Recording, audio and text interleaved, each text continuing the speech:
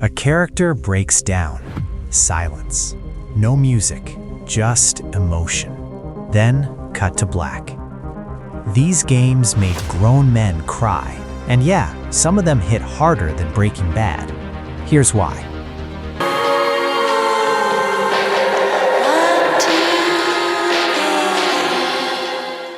Let's start with Disco Elysium. At first, it feels like a weird, almost comedic detective story. You wake up with no memory, completely broken, and barely holding yourself together. But as you start investigating the case, the game slowly pulls you into something much deeper. Your thoughts become voices, arguing, influencing your decisions, shaping how you see everything around you. Conversations turn into psychological battles where your own mind works against you. The world reacts not just to what you do, but how you think.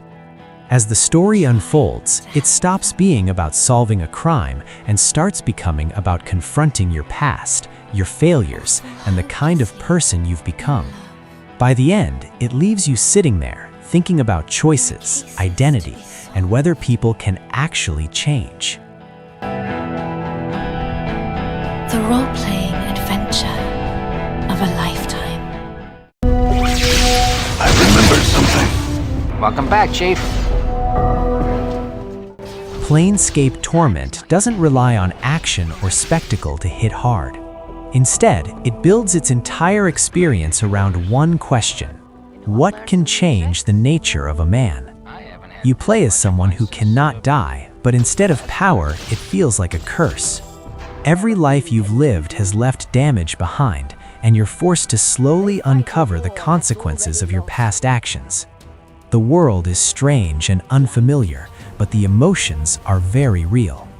Regret, guilt, and the weight of choices follow you everywhere. The deeper you go, the more uncomfortable the truth becomes. You start realizing that some things can't be fixed, no matter how hard you try. By the end, it doesn't give you easy answers. It just leaves you with a heavy understanding of who you are and what you've done. The fate of Euralia rests upon you. I need you to see what you've done. Spec Ops: The Line tricks you before it hits you. At first, it feels like a standard military shooter. You follow orders, complete objectives, and push forward like any other game in the genre. But slowly, things begin to change. The missions become more intense, the situations more desperate, and the choices less clear. The game forces you into moments where there is no good option, only consequences. What makes it hit so hard is how it reflects your own actions back at you. It doesn't reward you for progressing, it questions why you're continuing at all. The line between hero and villain starts to blur, and by the time you realize what's happening, it's too late. It leaves you with a sense of guilt that most games never even attempt. There is a line men like us have to cross. Is that I lived here until I was 11, but I wasn't allowed inside half the rooms.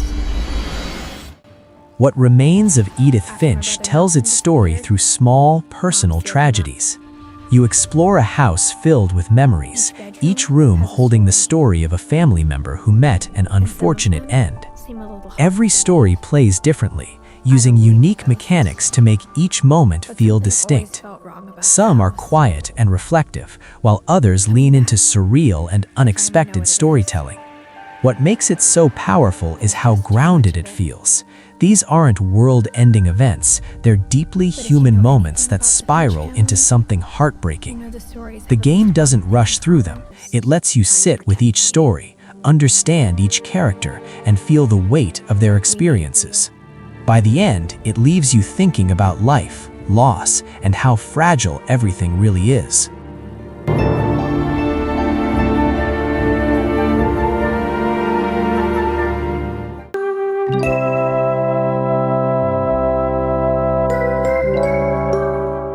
Omori hides its darkness behind a cheerful surface. Bright colors, simple characters, and a nostalgic RPG style make it feel harmless at first. But the deeper you go, the more that illusion starts to crack.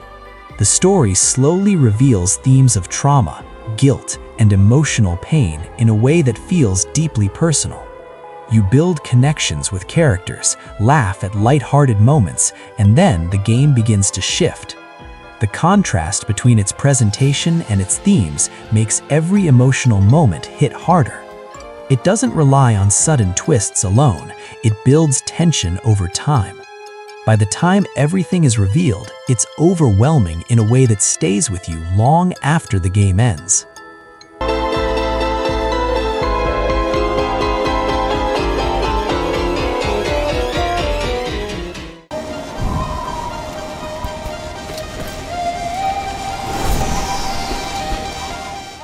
Celeste tells a simple story that becomes incredibly powerful over time. At first, it's just about climbing a mountain. The goal is clear, and the challenge feels purely mechanical. But as you progress, the story begins to reflect something deeper. The main character struggles with anxiety, self-doubt, and fear, and the climb becomes a metaphor for overcoming those challenges. The difficulty of the game reinforces that theme. Every failure feels frustrating, but every success feels meaningful. You're not just progressing through levels, you're pushing through something personal. The game never overwhelms you with heavy storytelling, but it builds emotional weight through its gameplay. By the end, it feels less like you completed a game and more like you went through a journey.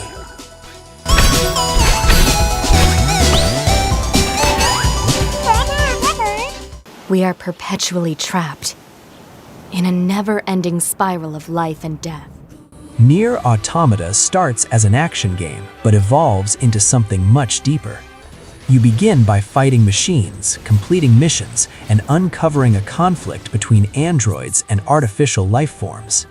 But as the story progresses, it begins questioning purpose, identity, and what it means to exist. Characters struggle with emotions they don't fully understand, and the world starts to feel empty in a way that's hard to ignore. The game forces you to revisit events from different perspectives, revealing new layers each time. What seemed simple at first becomes complex and emotional. By the time you reach the later parts of the story, it delivers moments that hit unexpectedly hard, making you reflect on everything you've experienced. We're soldiers. We take pride in... Come back. The Last of Us Part 2 is unapologetically heavy. It doesn't try to make you feel comfortable, and that's exactly why it works. The story forces you to experience events from multiple perspectives, making it difficult to see anyone as completely right or wrong. Violence is not treated as entertainment. It feels raw, personal, and often disturbing. The game pushes you into emotional situations where your own feelings are constantly challenged. You might start with a clear opinion, but as the story unfolds, that certainty fades. It's not about giving you satisfaction, it's about making you think and feel something real. By the end, it leaves a lasting impact that's hard to shake. You remember me? We let you both live. I wish things were different. We can choose to be I happy. got your back. Just one more. There's always a goddamn tree. Red Dead Redemption 2 builds its emotional impact slowly but effectively. You spend hours living in its world, forming connections with characters and experiencing quiet, everyday moments. It doesn't rush towards its emotional peaks. Instead, it gives you time to care about everything around you. That's what makes the later parts of the story hit so hard. When things begin to fall apart, it feels personal. Arthur's journey in particular becomes something you don't just watch but experience. The game uses time as its strongest tool, building attachment before delivering emotional moments that feel earned. By the end, it leaves you reflecting on loyalty, change, and what it means to do the right thing. It is us or him. So what do you want? You don't know who the fuck I am. What are you doing? Life is Strange creates emotional impact through choice and consequence. At first, it feels like a simple story about friendship and time manipulation. But every decision you make starts to carry weight. Relationships shift, outcomes change, and you begin to understand that your choices matter more than you expected. The ability to rewind time gives you control, but it also creates pressure. You're constantly questioning whether you made the right decision. That emotional tension builds throughout the game. By the time you reach the final moments, it forces you into a decision that feels impossible to make.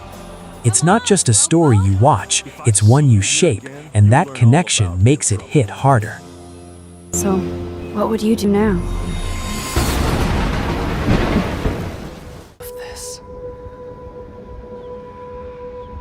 This place of fear and fury. Hellblade: Senua's Saga creates an emotional experience through immersion. The game places you directly into the mind of its main character, using sound and visuals to blur the line between reality and perception. You hear voices guiding you, doubting you, and sometimes misleading you. Combat is intense, but it's the psychological aspect that stands out the most. The journey feels deeply personal as you experience fear, confusion, and determination alongside the character. It's not just about reaching the end, it's about understanding the struggle. The game builds empathy in a way that very few others do, making its emotional moments feel real and impactful.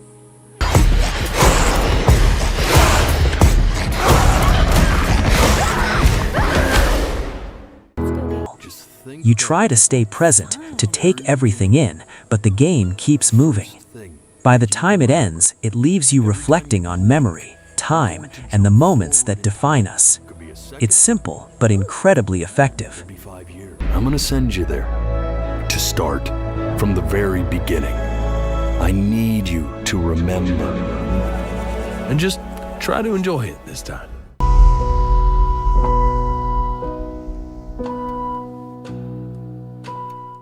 And finally, To the Moon. It strips away complex gameplay and focuses entirely on storytelling. You follow the memories of a man nearing the end of his life, slowly uncovering his past, his regrets, and the love that shaped him. The story unfolds piece by piece, allowing you to understand him on a deeper level.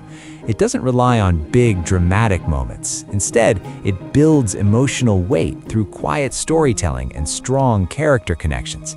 By the time everything comes together, it delivers a payoff that feels deeply personal.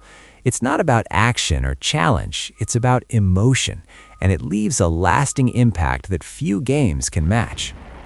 And yeah, these aren't just games, they're experiences that stay with you. If a game ever hit you this hard, drop it in the comments, because some stories, you don't just play them, you feel them. Don't forget to like, share, and subscribe for more updates. And click here for 13 addictive games you can't quit right now. See you in the next video.